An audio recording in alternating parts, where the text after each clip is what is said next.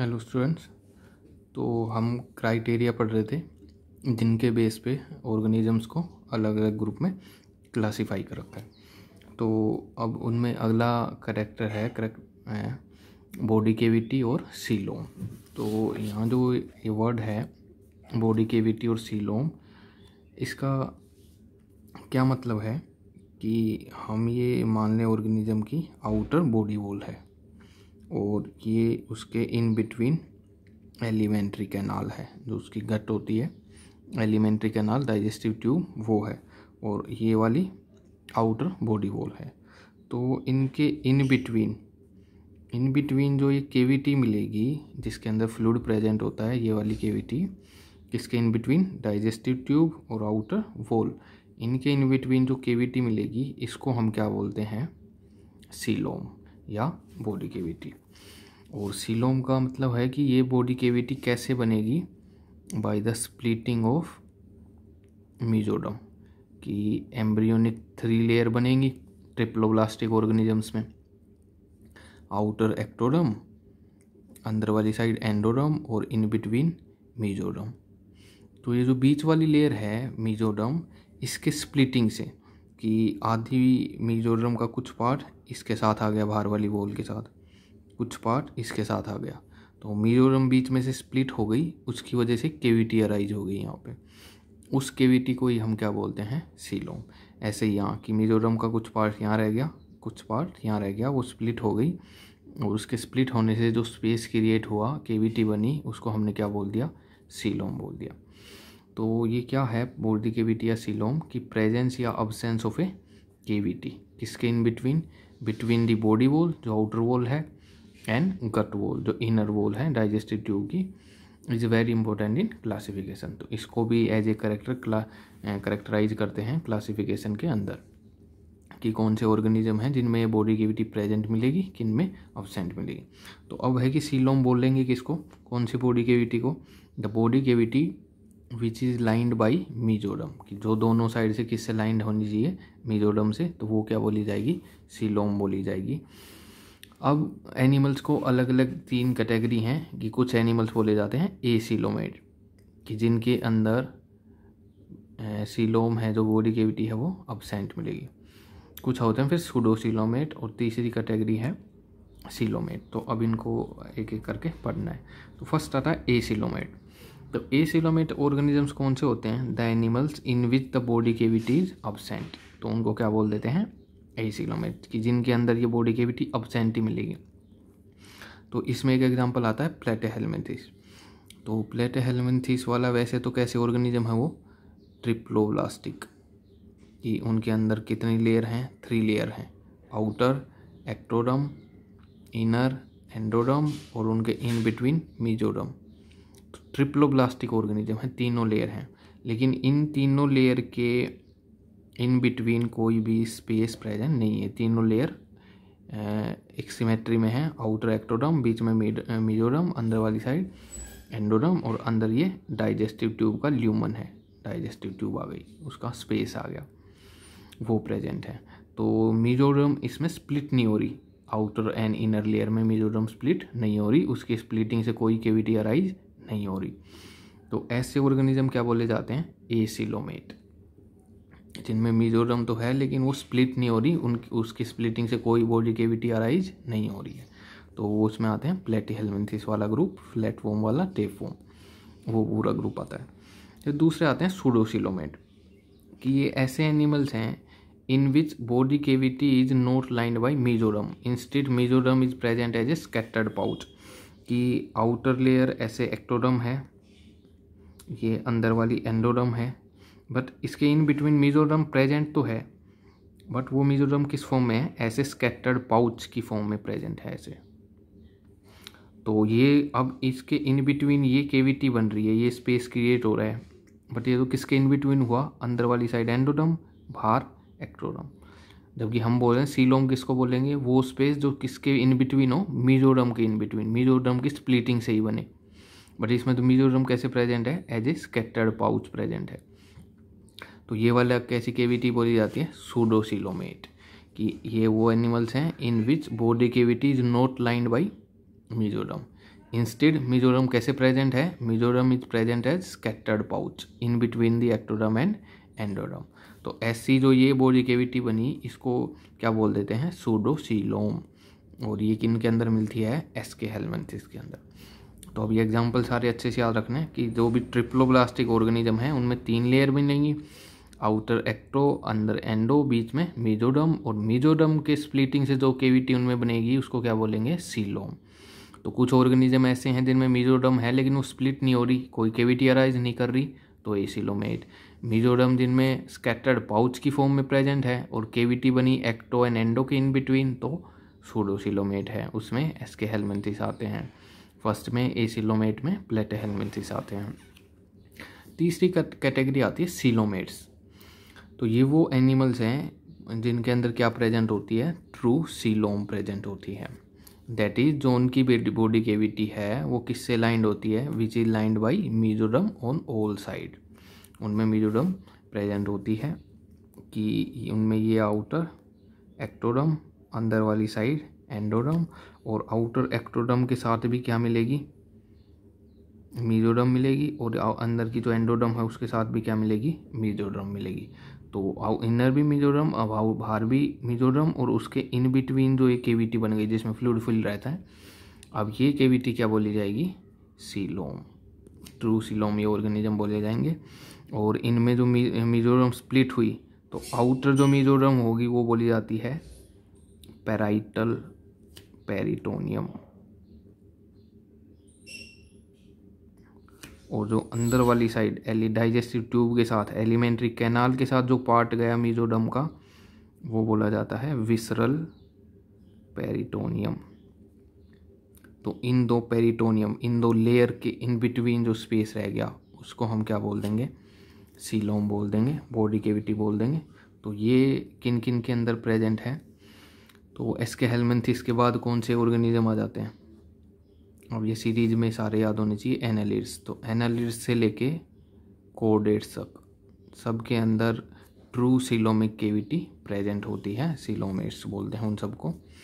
अब कह रहा है on the basis of embryonic development it is of 2 type, कि ठीक है ये सारे सीलोमेट्स ऑर्गेनिज्म हैं लेकिन इनमें भी जब एम्ब्रियोनिक डेवलपमेंट हो रही थी तो इसका मेजोडर्म का फॉर्मेशन अलग अलग तरीके से हो रहा था, उसकी वजह से केविटी का अराइज होना अलग तरीके से हो रहा था। तो सीलोमेट के अंदर ही फिर 2 तरीके हैं, एक को बोलते हैं सीजोसील जो केविटी बनती है, दूसरी बोलते हैं एंटीरोसील। तो पहला है सीजोसील, सील का मतलब वही केविटी का फॉर्मेशन, केविटी बनना। सीजो वर्ड का क्या मतलब होता है, स्प्लिटिंग, कि ऐसी केविटी तो बनी तो है लेकिन किसकी स्प्लिटिंग से बनी है, मेजोडर्म की स्प्लिटिंग से बनी है। तो coelom formed by splitting of A mesodermal mass, mesoderm का जो मास था वो आउटर लेयर और इनर लेयर में स्प्लिट हो गया और बीच में स्पेस बन गया, केविटी बन गई, उसको क्या बोलेंगे, कौन से सीलोमेट है वो, सीजोसीलोमेट, या केविटी क्या है, सीजोसीलोम। तो हमने बोला सीलोमेट कहाँ से कहाँ है, एनालिड से लेके हायर कोडेट्स तक।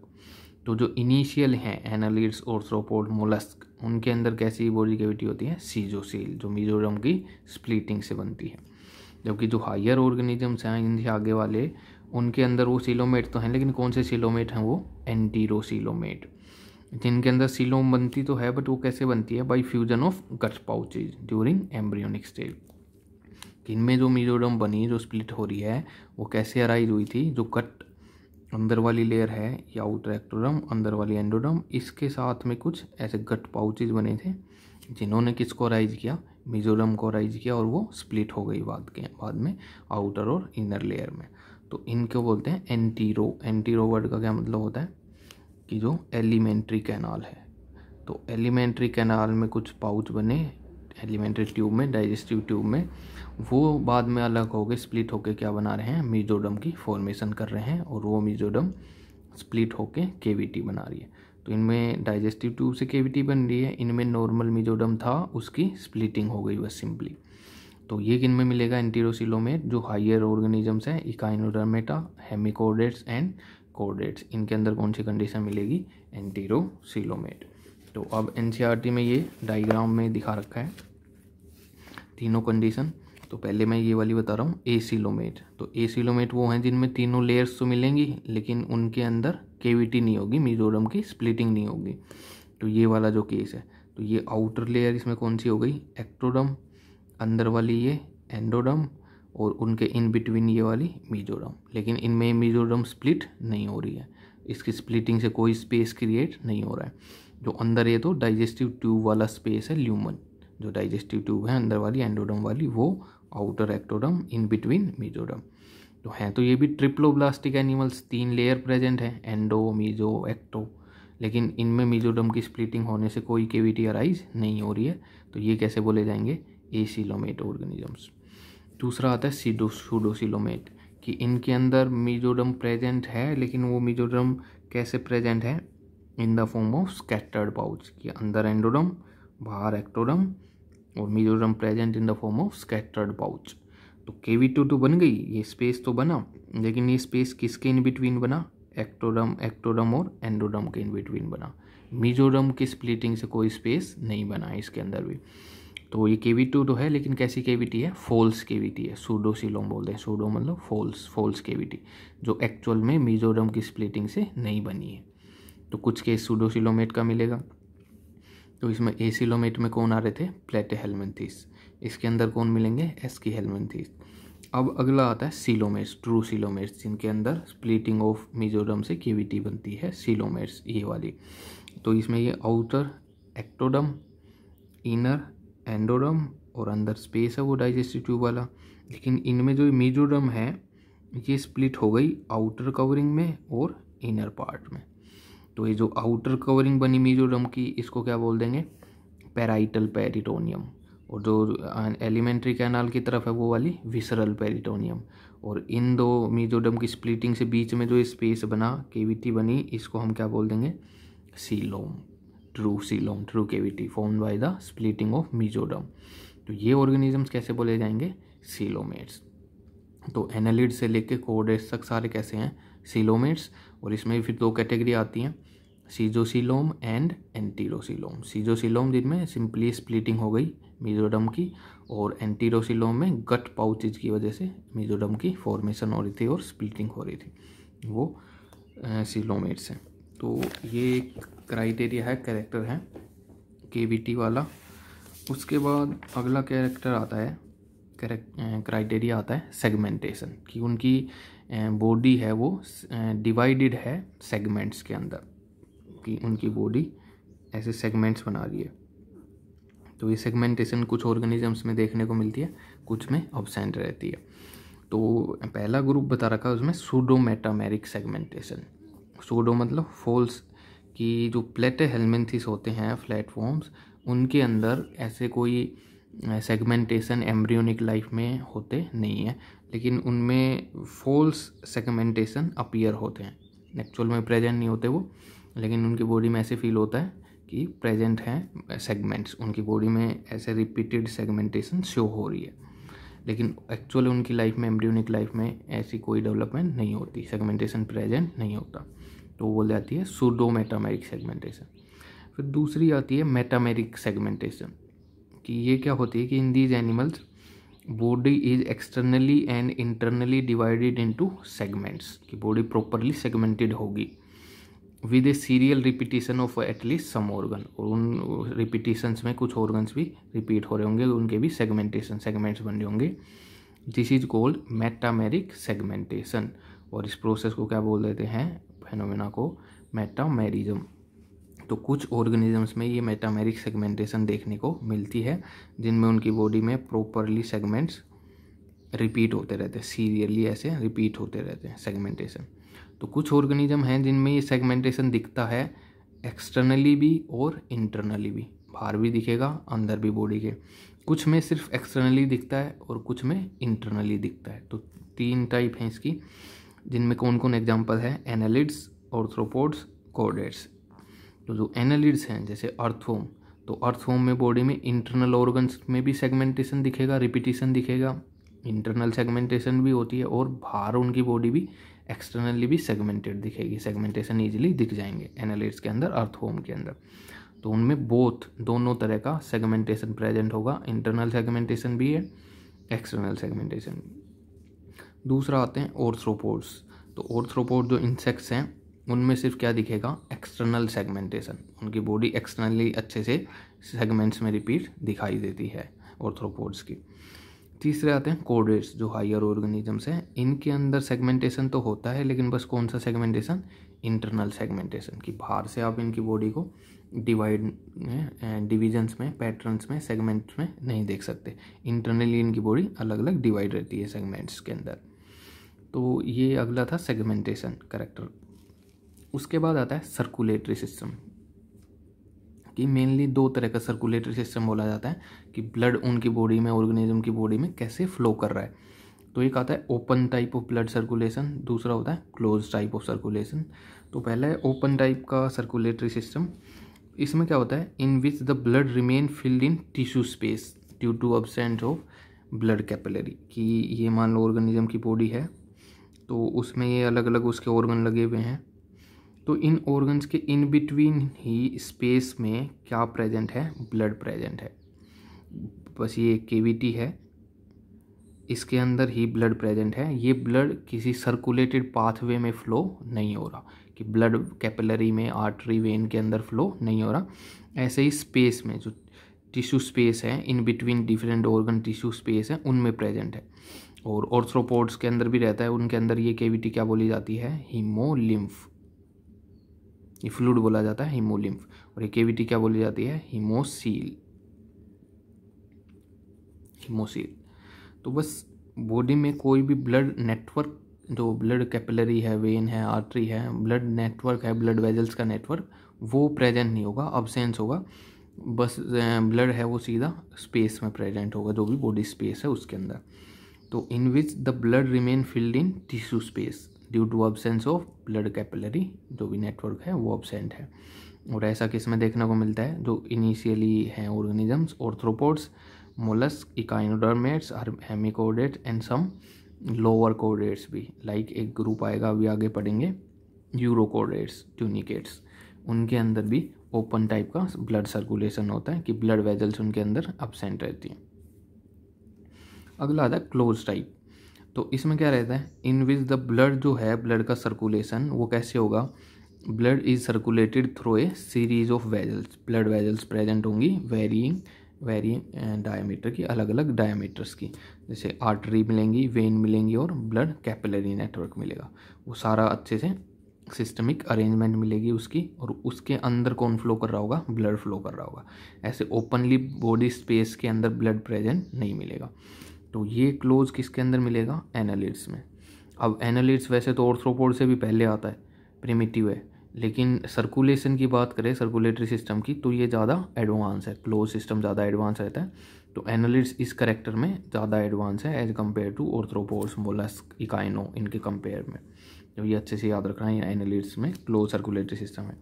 फिर हमने बोला जैसे इसमें ओपन टाइप में कौन आ रहे थे, मोलस्क, लेकिन एक मोलस्क का क्लास है कौन सी, सेफेलोपोडा, जिसके अंदर कौन आता है, ऑक्टोपस, सेफेलोपोड्स मोलस्क। तो उनके अंदर वो एडवांस टाइप के मोलस्क हैं, जिनके अंदर कैसा सर्कुलेशन मिलेगा, क्लोज टाइप का ब्लड सर्कुलेटरी सिस्टम मिलेगा, सेफेलो। तो सारे के सारे मोलस्क हैं वो ओपन टाइप में नहीं होते, एक उनकी क्लास है सेफेलोपोडा, जिनमें ऑक्टोपस आता है, उनमें क्लोज सर्कुलेटरी सिस्टम मिलता है। और उसके अलावा जो यूरोकोडेट्स है, कोडेट्स में जो हायर कोडेट्स होते हैं उनको बोलते हैं वर्टिब्रेट्स, उनके अंदर भी कैसा मिलेगा, क्लोज सर्कुलेटरी सिस्टम मिलेगा। तो इन वर्टिब्रेट्स में कौन आते हैं, fishes, amphibian, reptile, birds, mammals, ये सारे के सारे, फार्बियम, ये सारे के सारे वर्टिब्रेट्स हैं। और इनमें भी क्या रहता है, हायर टाइप का सर्कुलेटरी सिस्टम होता है, जो ज़्यादा एफिशिएंटली वर्क करता है, ज़्यादा रेगुलेटेड वे में ब्लड का फ्लो टेक प्लेस करता है क्लोज सर्कुलेटरी पाथवे में।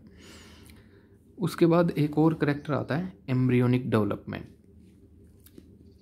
तो हमने पढ़ा था एम्ब्रियोनिक डेवलपमेंट, तो ये किसके बेस पे बता रहा है, on the basis of fate of blastopore. तो हमने पढ़ा था पीछे की जो डेवलपमेंट पढ़ी थी, tube with in tube system, कि दो उसमें ट्यूब विद इन ट्यूब में आउटर बॉडी वॉल दिखती है उनकी, और एक ट्यूब अंदर मिलेगी, जो एक साइड क्या बना रही होगी, माउथ, एक साइड क्या बना रही होगी, एनस। दो सेपरेट ओपनिंग मिलेंगी for the entry and exit of the food. तो माउथ एंड एनएस बनेगा। तो जो इनिशियली ब्लास्टोसील केविटी होती है एम्ब्रियो में, तो उसका जो पोर रहता है उस ब्लास्टोसिस्ट के अंदर, उसको बोलते हैं ब्लास्टोपोर। एक पोर प्रेजेंट मिलेगा केविटी में इनिशियली एम्ब्रियो में, उसको बोलेंगे ब्लास्टोपोर। तो अब कुछ ऑर्गेनिज्म में ये ब्लास्टोपोर ओरिजिनेट करता है माउथ वाली ओपनिंग को, कुछ के अंदर ये डेवलप होता है एनएस के अंदर। तो मिलेंगी तो दोनों ओपनिंग इन ऑर्गेनिजम्स में, ट्यूब विद इन ट्यूब वालों में माउथ भी एनएस भी। लेकिन इनिशियली एम्ब्रियो में जो पोर बना था ब्लास्टोपोर, उससे क्या राइज हो रहा है, कुछ ऑर्गेनिजम्स में उससे माउथ राइज होएगा, एनएस बाद में बनेगा। कुछ ऑर्गेनिज्म में उस ब्लास्टोपोर से पहले एनएस की डेवलपमेंट होगी, माउथ बाद में बनेगा। तो उस बेस पे एम्ब्रियोनिक डेवलपमेंट के बेस पे दो तरह के ऑर्गेनिज्म बोले जाते हैं, प्रोटोस्टोम्स एंड ड्यूटेरोस्टोम्स। तो जो प्रोटोस्टोम्स हैं, तो इनमें दो वर्ड हैं, प्रोटो और स्टोम। स्टोम का मतलब होता है माउथ, इस वर्ड का मतलब है माउथ, और उसके साथ एक वर्ड लिखा हुआ है प्रोटो। प्रोटो मतलब फर्स्ट, पहले, कि ये वो ऐसे ऑर्गेनिज्म हैं जिनमें किसकी डेवलपमेंट पहले होगी, माउथ की डेवलपमेंट पहले होगी। तो protostome these animals in which mouth is formed first, कि जो ब्लास्टोपोर है वो ओपनिंग ब्लास्टोपोर वाली वो किस में डेवलप होगी, उन ऑर्गेनिजम्स के माउथ के अंदर डेवलप होगी। तो ये ट्यूब विद इन ट्यूब चालू हुआ था एस्केलमेंथिस से, तो एस्केलमेंथिस से लेके मोलस्क तक, एस्केलमेंथिस, एनालिड्स, ऑर्थ्रोपोड, मोलस्क, यहाँ तक के ऑर्गेनिज्म कैसे हैं, प्रोटोसोम्स, जिनमें पहले ब्लास्टोपोर ओपनिंग से माउथ की डेवलपमेंट होती है। दूसरे हैं ड्यूटेरोस्टोम्स।